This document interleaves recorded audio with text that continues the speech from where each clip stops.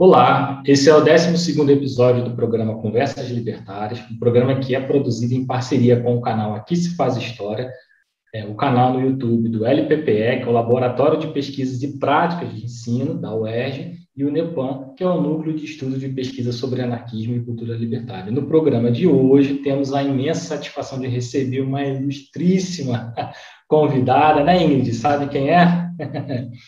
Então, a entrevistada de hoje é a Ingrid. Ingrid, que é minha parceira aqui, vem tocando o trabalho junto comigo no Conversas Libertárias. E a gente vocês têm acompanhado a sequência de entrevistas que a gente tem feita com os pesquisadores sobre a história do anarquismo aqui no Brasil e no mundo. A Ingrid já esteve aqui no canal Aqui se faz História. Depois vocês podem dar uma olhada nesse link aqui, ó, link de entrevista de número 9, se eu me recordo agora. Ela falou um pouco sobre a pesquisa dela no mestrado. Hoje a gente vai ter a imensa satisfação de vê-la apresentando e falando um pouco sobre a pesquisa dela agora no doutorado. Ingrid, então, muito obrigado. Fique à vontade.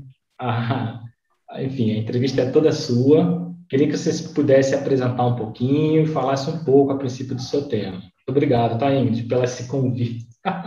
Convite que, na verdade, não é um convite, né? Você manda aqui. Eu não sei se vocês... Boa noite, bom dia, boa tarde, boa noite, para quem está nos ouvindo. Eu não sei se vocês perceberam, eu não vou voltar atrás. Aqui embaixo está escrito Ângela Roberti, porque o nosso Zoom, ele é terceirizado, né? Ele é financiado pelo LPPE-UERJ. Então, vocês vejam aí a marca da falta de dinheiro da pós-graduação, dos pós-graduandos. E aí... Fica aí o agradecimento à professora Ângela, né, que paga o Zoom para que a gente possa fazer essa divulgação aqui das nossas pesquisas. Bom, em primeiro lugar, eu queria te agradecer, Bruno, pelo convite e pelo convite em si, por começar a participar do canal. Eu acho que é importante, né, a gente fazer essa divulgação, mostrar para o público o que a gente faz de verdade, como é que são as nossas pesquisas, enfim. E só para contar uma novidade para vocês, no próximo ano a gente vai expandir os programas do Aqui se faz História. Então, a gente vai criar outros programas para além do Conversas Libertárias. E aí acho que vai ficar bem bacana, né? Conhecer pesquisadores do Brasil, do mundo, quem sabe, o que eles fazem, o que é a pesquisa histórica, enfim. De um modo geral, eu acho que o nosso trabalho tem sido um trabalho de sucesso. Eu espero que vocês que estejam nos assistindo estejam gostando e que estejam entendendo um pouco o que a gente está falando e a importância de a gente falar sobre o movimento operário, o movimento anarquista, enfim, e os seus agentes. Então, como o Bruno disse, todo mundo já sabe, meu nome é Ingrid Ladeira. Atualmente eu sou doutoranda na PUC-Rio, né? E eu fiz o mestrado na Unirio, e foi lá que eu conheci o Bruno. Na verdade, antes disso, a gente já se conhecia, mas depois a gente fez o mestrado lá na Unirio. Atualmente, como eu queria contar um pouco, nesse primeiro bloco, como eu conheci o anarquismo, né? Eu conheci o anarquismo na graduação, na iniciação científica, né? Para quem não sabe, iniciação científica é quando você começa a desenvolver alguma pesquisa com algum orientador, que é um professor da universidade, e ali você começa a ter os primeiros contatos com questões metodológicas, né, que é o método, o modo como você vai pesquisar, com questões teóricas, ou seja, a teoria que embasa, os conceitos, enfim, para que você possa, no futuro, desenvolver ou não desdobramentos dessas pesquisas. Então, assim como o Bruno, eu conheci o anarquismo na iniciação científica, na graduação, e foi muito importante para mim, porque eu não comecei a trabalhar logo com mulheres. Essa ainda não era um tema de interesse. Eu comecei a trabalhar com imagens, poemas, então uma coisa mais lúdica, mais subjetiva, mais representativa do movimento anarquista aqui no Brasil, né? E isso foi tipo um divisor de águas político na minha vida, porque Você, quando faz uma pesquisa, você não faz só uma pesquisa porque você acha interessante. Você faz uma pesquisa porque você se identifica com a temática, né? Não importa, seja a temática que você quiser, você tem que ter uma identificação. E isso foi um divisor de águas político, porque tudo que a gente faz tem um reflexo na nossa vida. Isso refletiu o modo como eu pensava o mundo e como eu passei a pensar depois que eu conheci o anarquismo, né? A teoria anarquista, enfim, os seus militantes, o próprio movimento. Eu comecei a enxergar as coisas com mais, talvez, olhar crítico, porque eu acho que é imprescindível que o historiador tenha um olhar crítico sobre todas as coisas, mas também com um olhar mais solidário, mais libertário, eu acho que de liberdade, não no outro sentido de libertário, mas no sentido de liberdade mesmo, enxergando, como é que eu posso dizer? Enxergando os limites do nosso próprio sistema político, né, que envolve todas as coisas que a gente faz. Então, eu conheci o anarquismo na iniciação científica, comecei a ler, a me interessar, a pesquisar nos jornais, porque a imprensa é a principal fonte para quem estuda com anarquismo, não o jornal mesmo, porque eles tratavam o jornal como um diário, como um boletim, como informativo, formativo de formação e informativo de informar, de passar a informação. Então, isso era muito importante para eles, e é muito importante para quem pesquisa o anarquismo. E foi ali que eu conheci as mulheres, né? Foi ali que eu conheci o La Voz de la Mujer, que, para quem não sabe, né, A Voz da Mulher, em português, é um jornal argentino que foi o primeiro jornal da América Latina, anarquista, o primeiro jornal anarquista da América Latina, escrito e dirigido para mulheres. Então, escrito por mulheres e dirigido para mulheres. E foi um jornal muito importante. Um jornal muito importante em que, embora eu já soubesse disso, eu encontrei reivindicações ali que são muito pertinentes para as mulheres no dia de hoje. Então, para quem está nos escutando e não é historiador, é uma pessoa interessada em história, ou mesmo não é interessada, achou aqui o nosso vídeo por acaso, aí na rede do YouTube, falar sobre o passado não quer dizer que a história esteja presa, né? Falar sobre o passado é tentar entender o presente e construir um futuro, né? Não tem a ver não tem a ver necessariamente com erros e acertos. Então, eu encontrei nesse jornal reivindicações que são hoje uma pauta da pauta feminista, como a jornada de trabalho ainda é da pauta feminista, porque muitas mulheres fazem a jornada tripla, né? Elas trabalham, elas cuidam dos filhos, elas cuidam da casa. A pauta do anticoncepcional, porque a questão reprodutiva ainda é uma questão muito forte para as mulheres hoje. Então, aparece lá no século XIX, 1896, já mulheres discutindo sobre isso. A questão do voto, né? Ainda não temos uma representação efetiva no Congresso, não só aqui no Brasil, mas em vários lugares do planeta. Enfim, um jornal que eu diria muito atual, que, se lido hoje, algumas nuances poderiam passar desapercebidas. Alguém poderia dizer, nossa, mas escreveram esse texto essa semana. Então, isso me chamou muita atenção nesse jornal. E aí eu decidi escrever a minha monografia, que é um trabalho final de curso de graduação, sobre esse jornal. Foi bem legal, acho que o trabalho, ele, de um modo geral, eu tentei apresentar o jornal, discutir um pouco sobre ele, e aí eu decidi aprofundar na Unirio, né, fazendo um mestrado na Unirio, pesquisando esse jornal na Unirio. E aí eu fiz, de fato, uma análise mais aprofundada dos escritos, dos jornais. E aí eu fui descobrindo, através desse jornal, um mundo, porque o anarquismo é um mundo à parte, o movimento anarquista. E aí eu descobri algumas mulheres muito importantes, outras vistas como não tão importantes, mas importantes para mim, que, por exemplo, foi a Virginia Bolten, a Juana Rocco Buella, Pepita Guerra. São mulheres importantes, mulheres que tiveram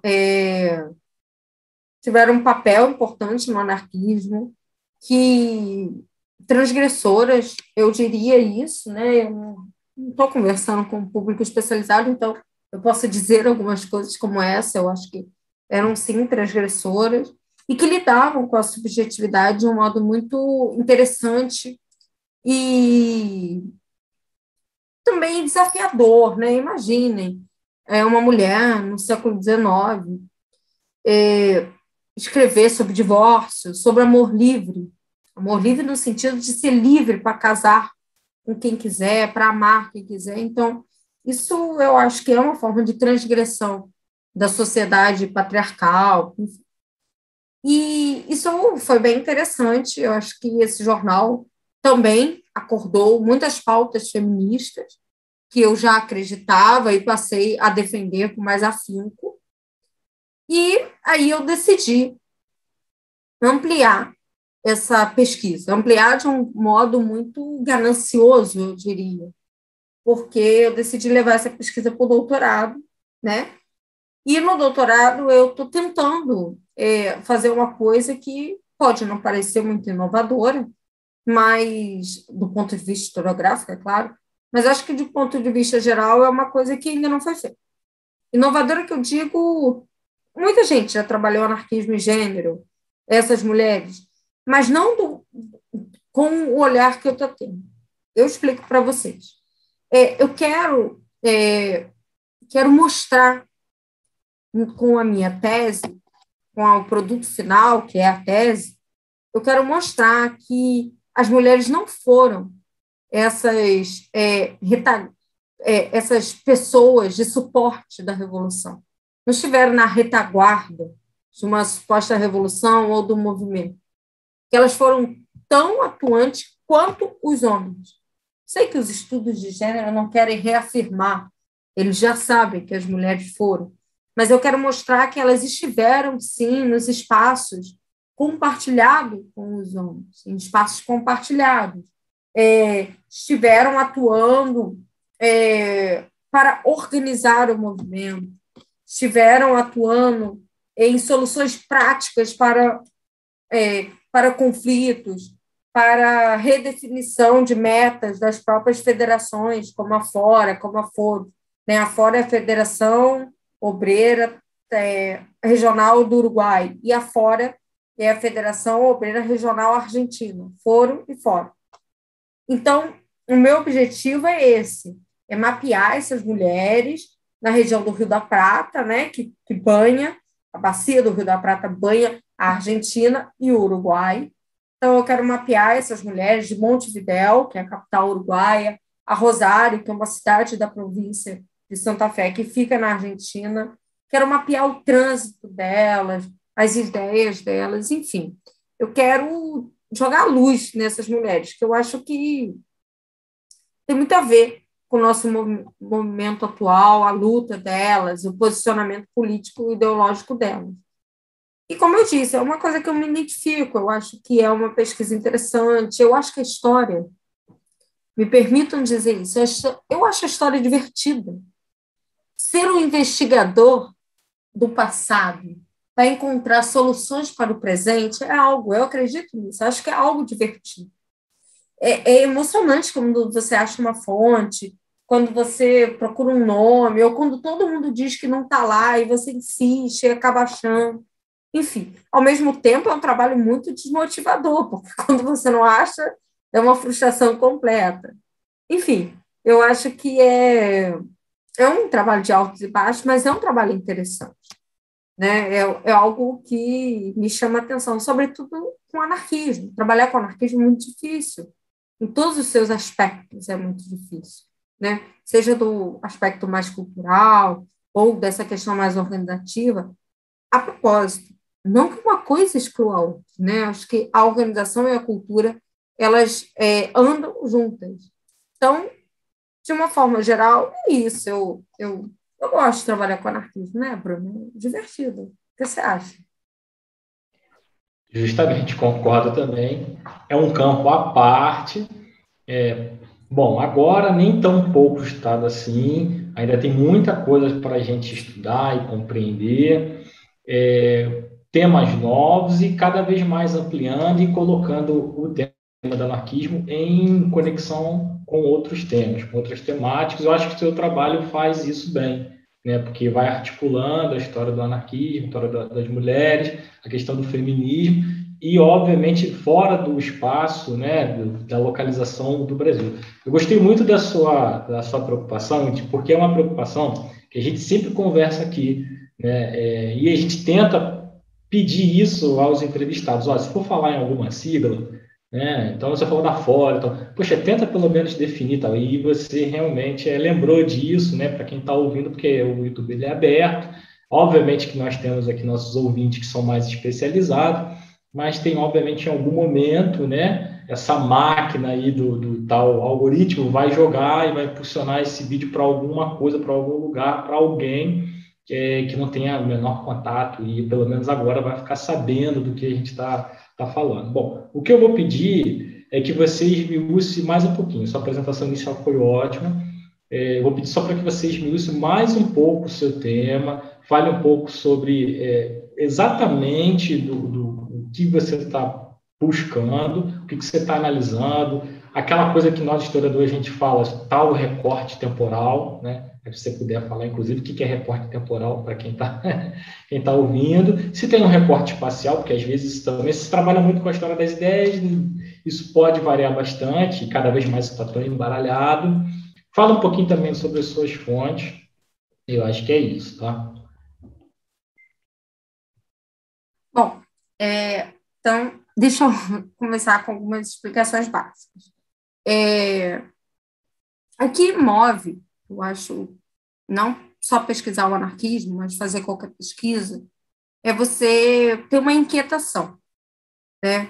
A minha inquietação, muito básica, muito superficial, foi essa questão das pessoas reproduzirem, e eu acho que isso é uma reprodução muito incômoda, de que as mulheres estiveram na retaguarda da Revolução, elas não estiveram na insurreição de 18, aqui no Rio de Janeiro, por exemplo, que o professor Adoro e o Luciano comentaram aqui.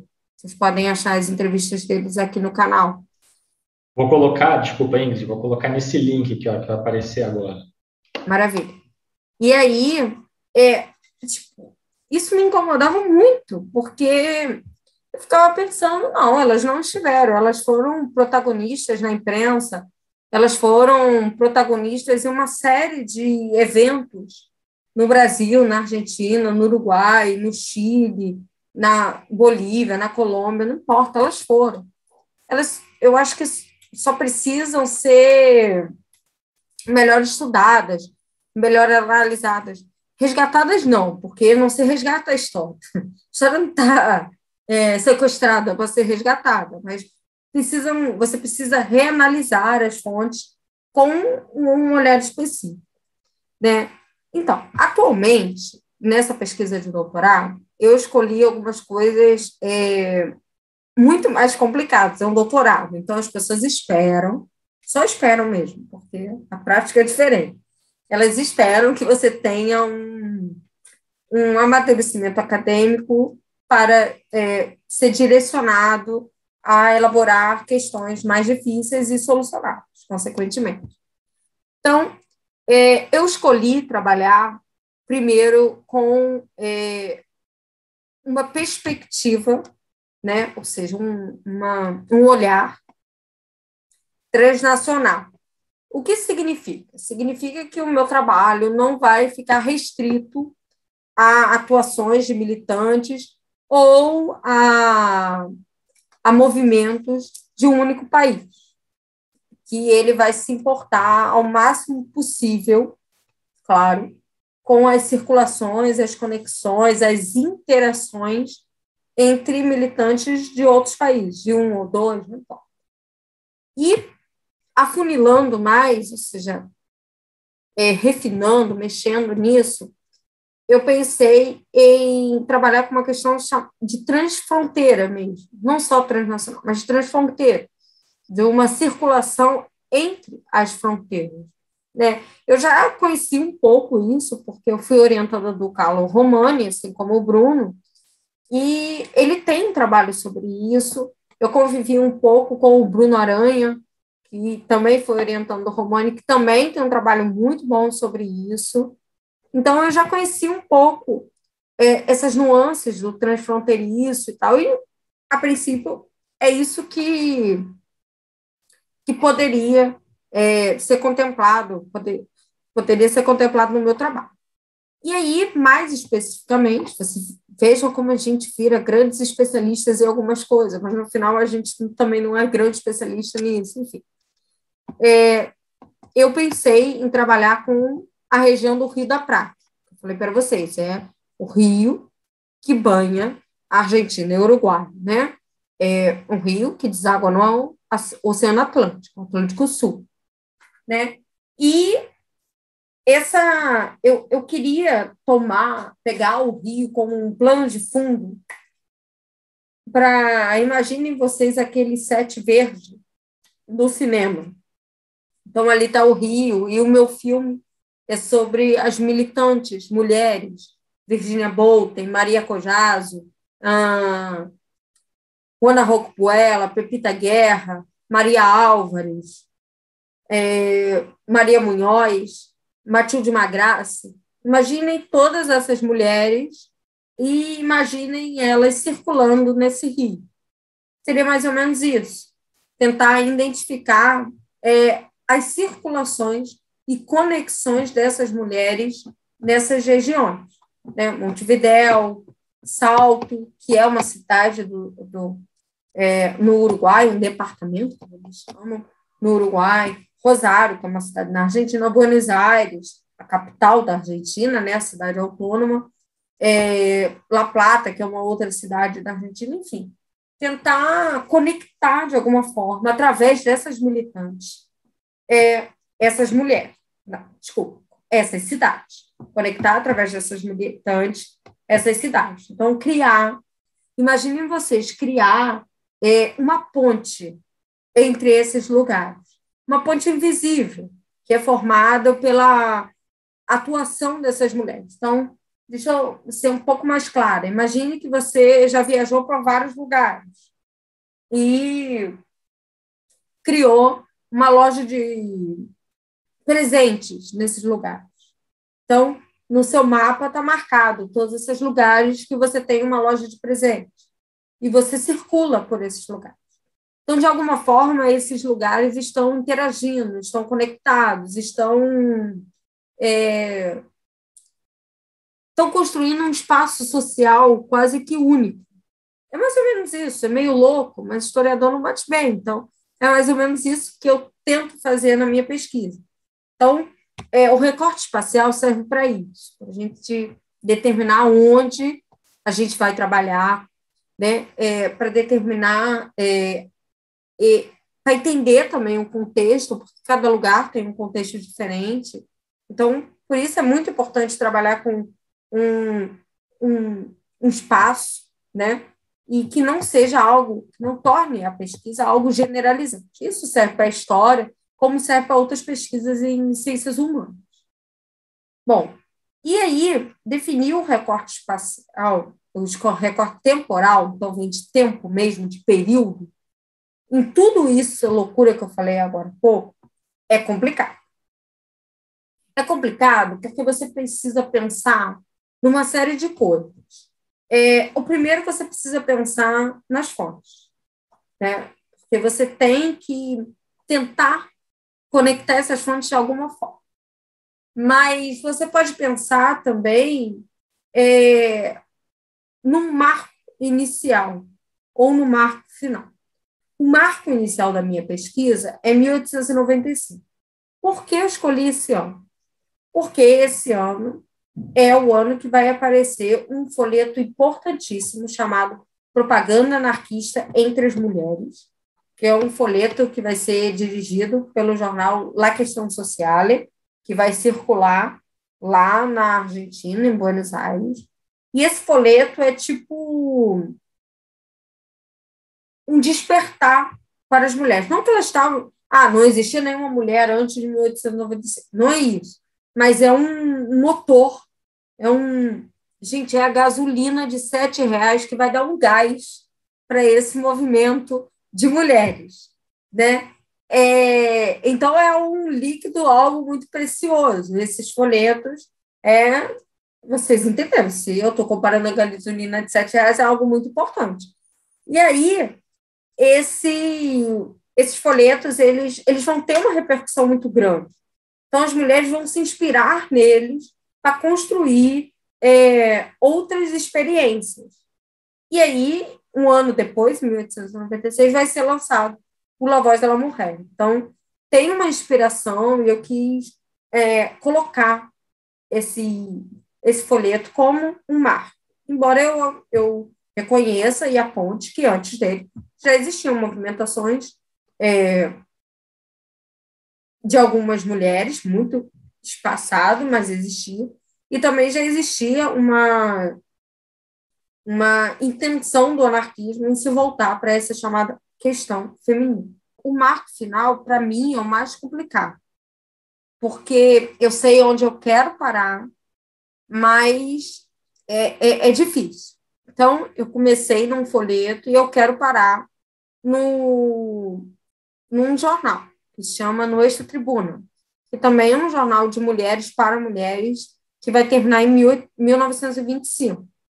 Então, são muitos anos de história para se pesquisar, mas eu não sei ainda se vai ser esse marco, tudo depende de algumas outras questões que eu estou abordando na pesquisa. Talvez não seja esse marco, talvez 1930 acabe sendo esse marco, porque é onde vai se fundar uma agremiação, uma sociedade de resistência para ofícios femininos, ou seja, para profissões femininas, ditas femininas, costureira, professora, cabeleireiro, não sei.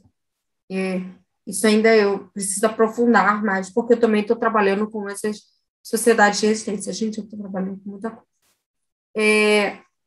Então, esses jornais, eles são muito específicos.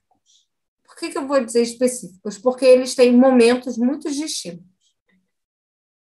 Nessa pesquisa de doutorado, eu consegui localizar outros jornais para além do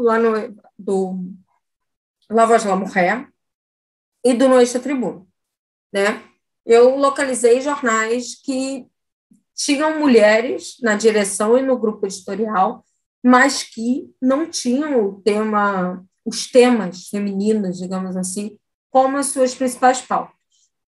Então, o La Voz de la Mujer, por exemplo, que é o primeiro jornal de 1896, ele tem uma pauta muito preocupada com a questão da jornada de trabalho, né, do trabalho feminino, da exploração do trabalho feminino, da exploração da mulher, conhecida como a dupla escrava da humanidade. Então, ela é escrava do trabalho, mas ela também é escrava do homem. E é um jornal preocupado em se posicionar, em posicionar as mulheres nas próprias discussões. O que eu quero dizer com isso? Eu estou dizendo para as mulheres, olha, essas são as principais pautas que a gente tem no momento, e essas daqui são as soluções que esse grupo feminino está propondo, a partir de macro questões. Então, eu tenho um problema da exploração na fábrica. Bom, nós achamos que está dado o problema, a solução é uma greve geral. A solução é uma demissão em massa, não sei. Tudo depende da temática. Então, elas tratam dessa exploração no trabalho, elas tratam da questão do amor livre, porque não acreditam no casamento consagrado pela igreja, e na Argentina, já na época, uma república chancelado pelo Estado, não acreditam nisso, né? Ao mesmo tempo, questionam o clericalismo, apontando na Igreja Católica um empecilho para a evolução e para a emancipação da mulher. E acreditam nisso, acreditam que sem uma mulher emancipada, você não pode ter revolução social ou emancipação, né? Então, você precisa ter algumas, como dizer assim, alguns direcionamentos. Então, aquele jornal com a proposta de ser a voz da mulher, La Voz de la Mujer. Então, ser a voz da mulher, anarquista ou não, porque o jornal fala isso, que o público pode ser mais amplo, ele pretende se posicionar, dar as cartas das questões femininas naquele momento. Mas depois que ele tem fim, em 1897, eu encontrei outros problemas que não que eu desconhecesse, mas que eu precisava aprofundar mais.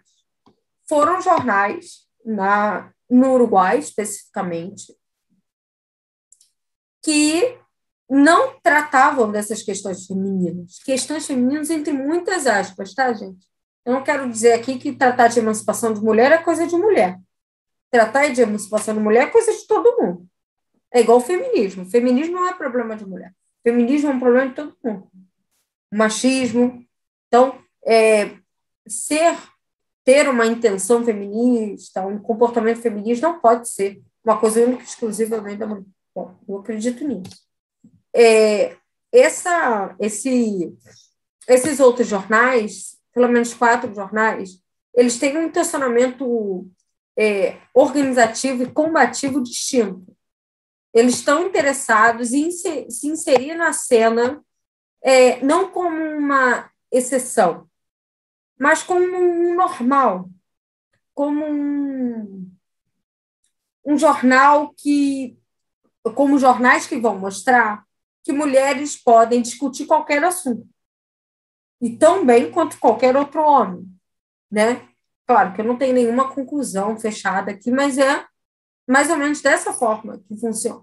O La Nueva Senda, por exemplo, é um jornal que vai circular no Uruguai e da Argentina, mas ele é editado no Uruguai, e que ele vai ser um jornal com um grupo editorial extremamente feminino, com a direção de Juana Roquebuela, depois de Virginia Bolten. E aí entra algumas outras variantes que acabam nos atropelando, nos atravessando o tempo todo, como, por exemplo, a questão das expulsões e deportações, né? Muitas mulheres... É difícil, na verdade, você sabe que elas foram expulsas e deportadas, mas você não tem um processo constituído ou um prontuário. Então, essas são outras questões. Por que as mulheres não têm e têm de todos os outros homens? Essa também é uma questão para se perguntar. Por que eu toquei nesse assunto? Porque o La Nueva Senda, ele é construído na base disso, em 1909. Ele é constituído depois que a Juana Rocco volta de uma temporada na Europa, quando ela é expulsa depois da greve dos inquilinos, e junto com a Virgínia, que é uma argentina exilada no Uruguai, cujo marido é um espanhol.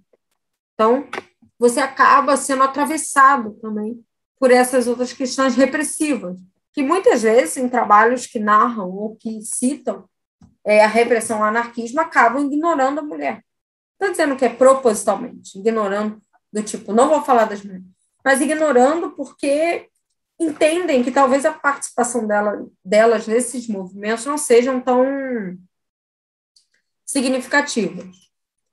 E depois disso, você só em 1922 que você vai ter um novo jornal, que é o Noite Tribuna, que vai ser esse jornal de mulheres para mulheres, que vai construir, vai quase que não finalizar, mas até 1930 vai ser ele não vai até 1930, o que eu quis dizer é que até 1930 essa imprensa feminina é uma imprensa muito diferenciada. Ela não tem uma hegemonia de jornais plenamente femininos, quando só mulheres escrevem para mulheres. Mas ela vai ter momentos em que isso vai ser mais necessário. Então, no século XIX, isso era mais necessário, depois ficou menos necessário, né? Talvez os nossos problemas agora sejam outros, e depois, sobretudo da Revolução Russa, as coisas pareciam mais necessárias, mais, enfim, talvez o que eu quero dizer é que o momento da mulher também propiciou que se reeditasse ou se editasse um jornal de mulheres para mulheres. Essa já era uma pauta que tomou fôlego de novo no movimento anarquista aqui na América. Acho que é isso. Tá ótimo, Ingrid, tá ótimo mesmo. Uma das últimas perguntas aqui que eu separei, que não, eu queria saber exatamente o que você está fazendo agora, não agora que você está aqui dando a entrevista, né? Então, é isso aí, a gente vai colocar em preto e branco, etc. Mas qual é a fase que você encontra da sua pesquisa? Que é um caminho, como você disse, né? Um caminho duro, solitário, ingrato, não muito reconhecido, e trabalhar com anarquismo se torna mais desafiador, né? Inclusive dentro do meio acadêmico, né? Queria que você falasse do atual momento aí, estágio da pesquisa, o que você está fazendo agora, quantos anos você tem ainda pela frente. Como a entrevista é minha, a gente pode devanear o quanto a gente quiser. Quando é convidado, a gente fica com vergonha, mas a gente pode devanear muito. Se perder e falar onde eu estava mesmo, não tem problema.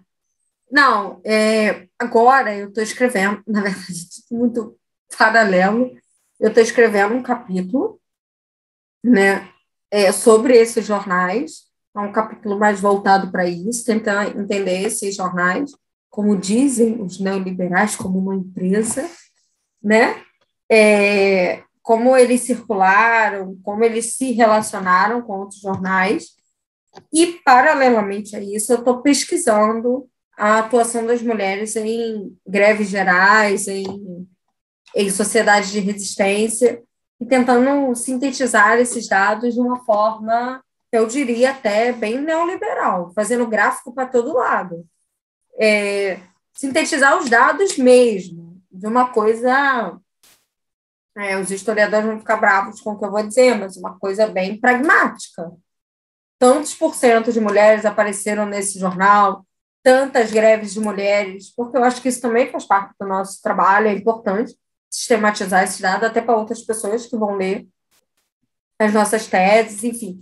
Também estou tentando construir alguns mapas, sinalizando onde esses jornais circularam, né, e, consequentemente, onde as suas redatoras, quando é possível identificá-las, ainda tem isso, quando a gente trabalha com história das mulheres, relações de gênero, é muito difícil, às vezes, você conseguir localizar se aquilo é um pseudônimo, se não é, ainda mais num momento repressivo e ainda mais num movimento como o anarquismo. Então, é mais ou menos isso que eu estou fazendo. Atualmente, eu estou bem concentrada em escrever o capítulo e tentar sistematizar o máximo possível esses dados. Bom, eu acho, assim, tomara que meu orientador não veja esse vídeo, porque eu estou dizendo um monte de coisa aqui, e se eu não fizer, eu estou ferrada. Ele já está gravado, o YouTube não sai, é fogo. Mas eu acho que eu tenho pelo menos mais dois anos e meio pela frente. Não que seja muito, eu nunca achei que um doutorado ia passar tão rápido. Fazer um doutorado na pandemia é muito, muito complicado, né? Então, é horrível, passa muito rápido. Deviam dar mais um ano para a gente. Também, se dessem mais um ano, eu ia dizer, não aguento mais um ano. Enfim, os dramas da vida cotidiana. Ótimo, Ingrid. Bom, você fica à vontade para complementar e dizer o que você quiser falar sobre a sua pesquisa. Então, bom, eu vou fazer aquela nossa pergunta que a gente faz todas as entrevistas ao estilo provocações, né? Ingrid, o que é a vida para você? O que é a vida? Não, tô brincando. Uma pergunta muito simples. Clóvis, o que é a vida? Então, eu queria que você comentasse isso. Qual é a relevância de se estudar o seu tema, depois de tudo que você comentou aqui, falou magistralmente? Que exagero. Não, eu acho que a principal relevância do tema, assim, historicamente, acho que eu nem preciso falar, mas da relevância social do tema. Primeiro é uma tentativa de apagamento dessas mulheres, de todas as maneiras possíveis, pelo Estado, com toda a sua força repressiva, do modo como trataram as fontes que essas mulheres produziram, porque não está no arquivo e existir é sim um apagamento, né? E para reafirmação, eu acho, de que a luta das mulheres é muito importante, historicamente muito importante, e que ela não começou agora, no século XXI, ou nos anos 70 do século XX. Ela é uma luta que às vezes é inglória, mas que vem de um longo tempo. Desde que as mulheres existem, muitas transgressoras estão por aí tentando modificar, cada uma na sua época, cada uma ao seu modo, a maneira como são colocadas na sociedade, né?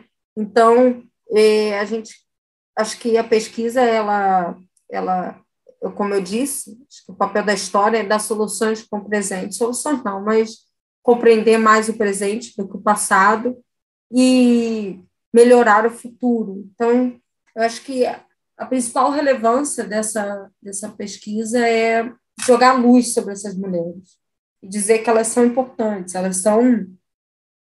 só estamos aqui porque elas existiram, né, do ponto de vista de direitos, do ponto de vista de conquistas, ainda que elas não lutassem pelo sufrágio, por exemplo, mas que a luta delas também é a nossa luta de hoje, né? Então, tentar identificar nelas soluções para os nossos próprios dilemas cotidianos. Acho que essa é a principal relevância. Acho que a relevância vai muito além disso, né? Os estudos de gênero, eles são uma maneira de você compreender melhor as subjetividades humanas, as relações de poder que tem entre os diferentes gêneros, né, entre as diferentes pessoas e também nos diferentes níveis sociais, né? Porque a gente sempre olha o macro, mas as relações de gênero estão voltadas para o micro, para os micropoderes, para as disputas cotidianas, né? Seja do ponto de vista histórico, sociológico, filosófico, enfim. Acho que é isso. Não filosofei muito, não. Não, excelente, excelente explanação, excelente entrevista. Bom, gente, você quer falar mais alguma coisa? Eu só queria te agradecer pela paciência, morar comigo, porque tem que ter paciência, dado que é um momento muito complicado que a gente está vivendo, muitas demandas, enfim. E acho que o canal é divertido, me diverte. Eu acho que a gente tem que fazer coisas que nos divirtam. E parabenizar a gente, né, por ter coragem, sinceramente, de entrar numa rede social como essa e falar todas essas coisas que a gente está falando, colocar o nome, eu queria até falar isso, colocar o nome Libertárias. Porque alguém, num dia, aí, num grupo de estudo aleatório, milhões que a gente participa, falou assim, eu entro no YouTube e coloco Libertárias e só vem coisas neoliberais, essas coisas, e aí eu fui lá colocar no YouTube para ver, né? Aqui no YouTube para ver. De fato,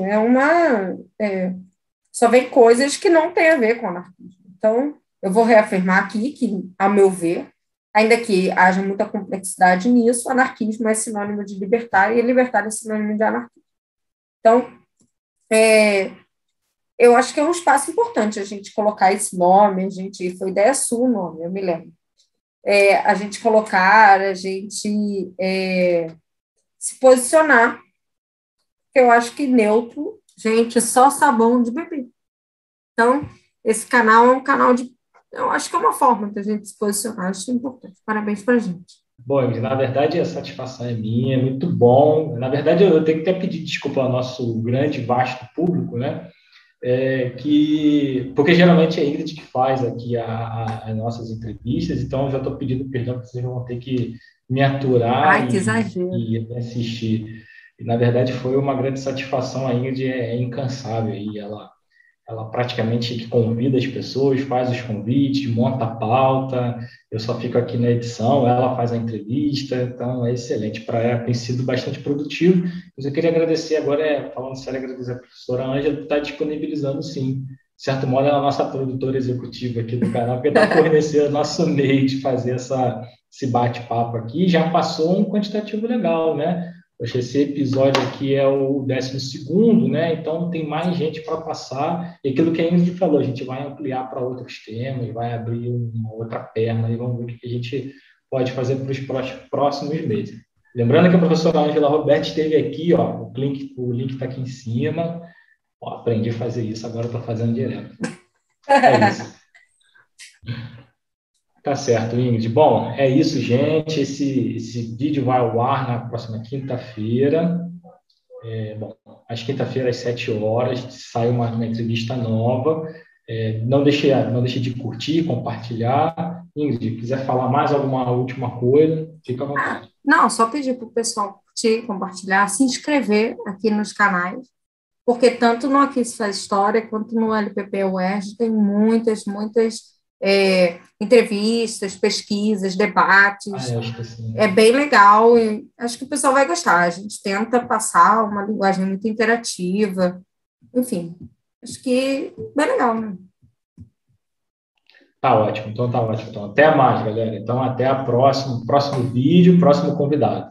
Saudações libertárias a todos. Saudações libertárias. E alvinegras.